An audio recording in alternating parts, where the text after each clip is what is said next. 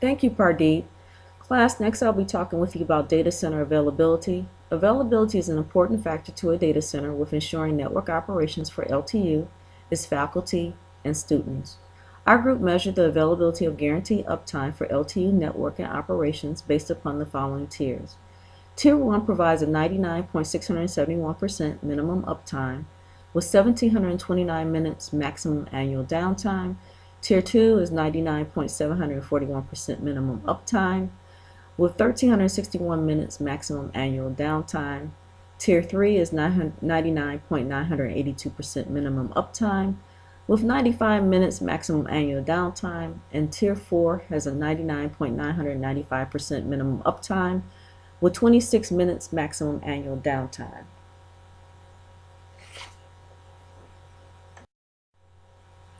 The LTU proposed data center works best, we thought, with a Tier 2 capacity. Because Tier 2 capacity can least load, you can do an IT load that's easily, and it has one distribution path. And it has the necessary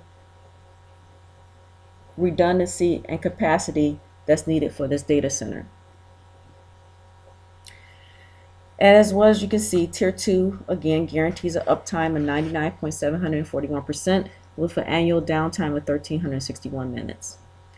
We also looked at implementing another data center for redundancy and disaster recovery purposes located in Ohio, specifically Miamisburg, Ohio, which is roughly 3 hours and 36 minutes away from LTU.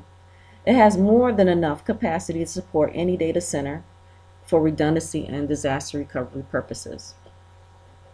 The cost to institute this type of Tier 2 data center construction is normally based upon square footage. The performance is based upon the utilization of the data center, which we're looking at 24 hours, 365 days a year. Another thing to consider with a data center is the cost to operate and construct, operate and construct a data center, a Tier 2 data center. Here are the cost line items that's indicated here: total average cost and average cost per square footage.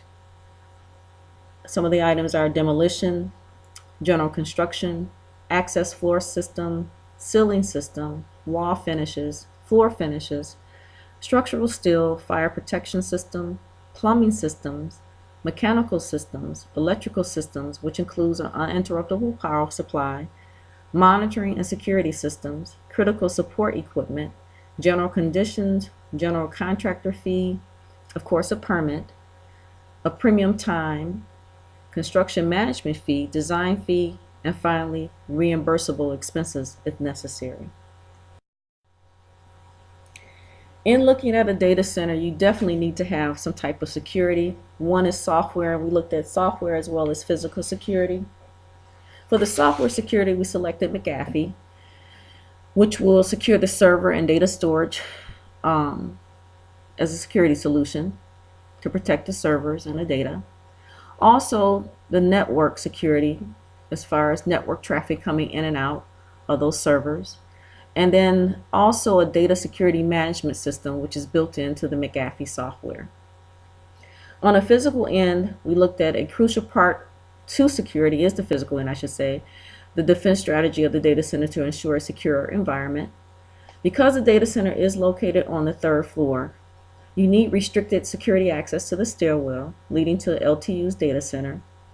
Install a monitoring security system to monitor the outside perimeter of the data center as well as inside.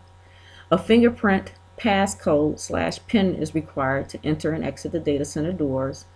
And of course, the doors, windows, and entries are set up with intrusion alarms. Staff is restricted access to the data center, so only certain staff are allowed to come into the data center. And lastly, to implement a registration log that is maintained for all LTU staff entering and exiting the data center.